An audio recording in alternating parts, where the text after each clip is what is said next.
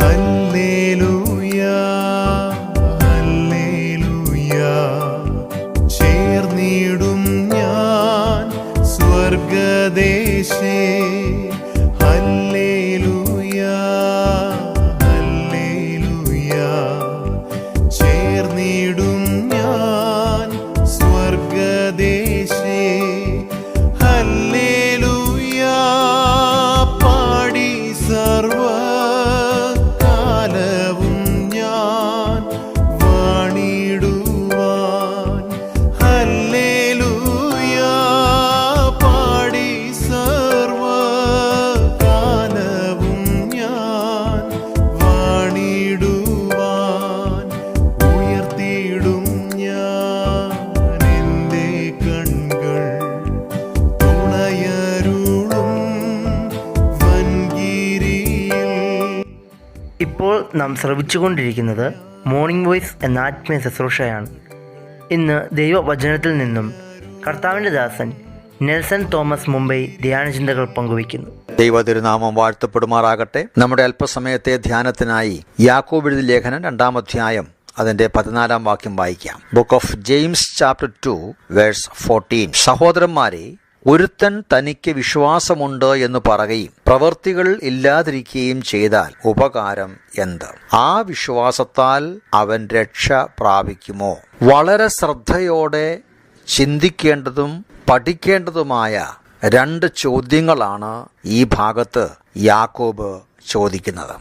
ഒരുത്തന് വിശ്വാസമുണ്ട് എന്ന് പറയുകയും പ്രവൃത്തികൾ ഇല്ലാതിരിക്കുകയും ചെയ്താൽ ഉപകാരം എന്ത്? ഒരു ഉപകാരവും ഇല്ല എന്നാണ് താൻ അതുകൊണ്ട് അർത്ഥമാക്കുന്നത്. 2-ാമത്തെ ചോദ്യം, ആ വിശ്വാസത്താൽ അവൻ രക്ഷ പ്രാപിക്കുമോ? ഒരിക്കലും രക്ഷ പ്രാപിക്കയില്ല എന്നാണ് യാക്കോബ് ആ ചോദ്യത്തിൽ കൂടെ തന്നെ നമുക്ക് ഉത്തരം തരുന്ന വിഷയം. വിശ്വാസം എന്ന വാക്ക് വളരെ പരിചയമുള്ള ഒരു വാക്കാണ്.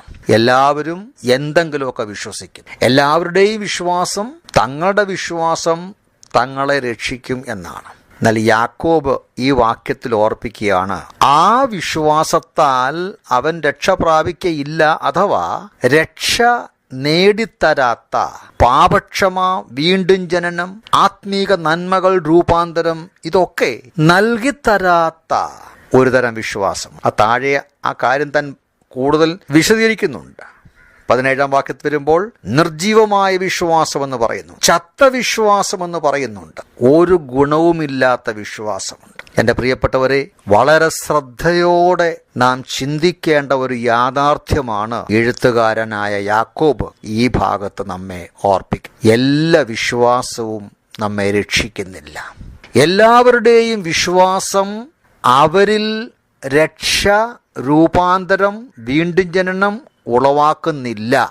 ഈ യാഥാർത്ഥ്യം നാം തിരിച്ചറിയേണ്ടതാണ്. വളരെ വേഗം 3 ഉദാഹരണങ്ങൾ നിങ്ങളുടെ മുൻപാകെ കൊണ്ടുവരാൻ ഞാൻ ആഗ്രഹിക്കുകയാണ്. യോഹന്നാന്റെ സുവിശേഷം 2-ാം അധ്യായം 23 മുതൽ 25 വാക്യങ്ങൾ വായിക്കുമ്പോൾ ചുരുക്കി വായിക്കാം. പലരും അവന്റെ നാമത്തിൽ വിശ്വസിച്ചു. യേശുവോ എല്ലാവരെയും അറിയുക കൊണ്ട് തന്നെത്താൻ അവരുടെ പക്കൽ വിശ്വസിച്ചേൽപ്പിച്ചില്ല. തന്നിൽ വിശ്വസിച്ചവരെ യേശുക്രിസ്തു വിശ്വസിച്ചില്ല. അതിന് കാരണം അടുത്ത വാക്യത്തിൽ പറയുകയാണ്, മനുഷ്യനിലുള്ളത് എന്ത് എന്ന് സ്വതവേ അറിഞ്ഞിരിക്കിയാൽ തനിക്ക് മനുഷ്യനെക്കുറിച്ച് യാതൊരുത്തിൻ്റെയും സാക്ഷ്യം ആവശ്യമായിരുന്നില്ല. വളരെയേറെ ആഴമായി ചിന്തിക്കേണ്ട ഒരു സംഭവമാണ്. യേശുക്രിസ്തുവിനെ വിശ്വസിച്ചതായ ജനങ്ങളെ ക്രിസ്തു വിശ്വസിച്ചില്ല. അവരുടെ മനസ്സ്, അവരുടെ ഹൃദയത്തിൻ്റെ അന്തർഭാഗം അവന് അറിയാമായിരുന്നു. 8-ാം അധ്യായത്തിലേക്ക് വരിക. യോഹന്നാന്റെ സുവിശേഷം 31-ാം വാക്യം വായിക്കുന്നത് ഇങ്ങനെയാണ്. തന്നിൽ വിശ്വസിച്ച യഹൂദന്മാരോട് യേശു പറയുന്ന വാക്കുകളാണ്. നിങ്ങൾ എൻ്റെ വചനത്തിൽ നിലനിൽക്കുന്നു എങ്കിൽ വാസ്തവമായി എൻ്റെ ശിഷ്യന്മാരാകും. ഇപ്പോൾ വാസ്തവമായ ശിഷ്യന്മാരല്ല. നിങ്ങൾ സത്യം അറിയണം, നിങ്ങൾ സ്വതന്ത്രരാകണം, നിങ്ങൾ പാപത്തിൻ്റെ ദാസന്മാരാണ്, ബന്ധനത്തിലാണ്. ഈ വാക്കുകൾ അവരുടെ ഹൃദയത്തിൽ, അവരുടെ മനസ്സിൽ ഒട്ടും താല്പര്യമുളവാക്കിയില്ല. അവർ കോപിച്ചു, അവർ വാഗ്വാദം ചെയ്തു. കർത്താവ് പറയുകയാണ്, എൻ്റെ വചനത്തിന് നിങ്ങളിൽ സ്ഥാനമില്ല, ഇടമില്ല. 37 വാക്യം, എന്നെ നിങ്ങൾ കൊല്ലുവാനായി ഭാവിക്കും. നോക്കുക, തന്നിൽ വിശ്വസിച്ചവരാണ്. 44 വാക്യത്തിൽ പറഞ്ഞ വാക്ക് അതിശയിപ്പിക്കുന്നതാണ്. നിങ്ങൾ പിശാചെന്ന പിതാവിൻ്റെ മക്കൾ, നിങ്ങളുടെ പിതാവിൻ്റെ മോഹങ്ങളെ ചെയ്യുവാനും ഇച്ഛിക്കുന്നു. എന്നെ കേൾക്കുന്ന പ്രിയപ്പെട്ടവരെ, നിങ്ങൾ വിശ്വാസിയാണെന്ന് അഭിമാനിക്കുന്നുണ്ടായിരിക്കാം, നിങ്ങൾ വിശ്വാസിയാണ് എന്ന് സാക്ഷ്യം പറയുന്നുണ്ടായിരിക്കാം, കരുതുന്നുണ്ടായിരിക്കാം. ഒന്നുകൂടെ പരിശോധിക്കണം. ഇന്ന് പകൽക്കാലം യേശുക്രിസ്തുവിന്റെ മുൻപാകെ നാം നിൽക്കുകയാണെങ്കിൽ നമ്മുടെ ഹൃദയത്തിന്റെ അന്തർഭാഗത്തെ നോക്കി ഇവൻ സാക്ഷാൽ വിശ്വാസിയാണെന്ന് പറയുമോ ഇല്ലയോ? ഞാൻ ഒരു ഭാഗം കൂടെ നിങ്ങളുടെ ശ്രദ്ധയിൽപ്പെടുത്താൻ വളരെ വേഗം. അപ്പോസ്തല പ്രവൃത്തികൾ 8-ാം അധ്യായത്തിന്റെ 13-ാം വാക്യത്തിൽ നാം വായിക്കുന്നത്, ശിമോൻ താനും വിശ്വസിച്ചു, സ്നാനമേറ്റു, ഫിലിപ്പോസിനോട് ചേർന്നു. നോക്കുക, ശമര്യയിൽ ശിമോൻ എന്ന ഒരു മനുഷ്യൻ വിശ്വസിച്ചു, സ്നാനമേറ്റു, ഫിലിപ്പോസിനോട് കൂടെ ആ സഭയോട് ചേർന്നു. പക്ഷേ കുറച്ചു കഴിഞ്ഞ് പത്രോസ് അവിടേക്ക് വരുമ്പോൾ പത്രോസ് പറഞ്ഞ വാക്കെന്താണെന്നറിയാമോ? 21-ാം വാക്യത്തിൽ, നിന്റെ ഹൃദയം ദൈവസന്നിധിയിൽ നേരുള്ളതല്ല, ഈ കാര്യത്തിൽ നിനക്ക് പങ്കും ഓഹരിയുമില്ല.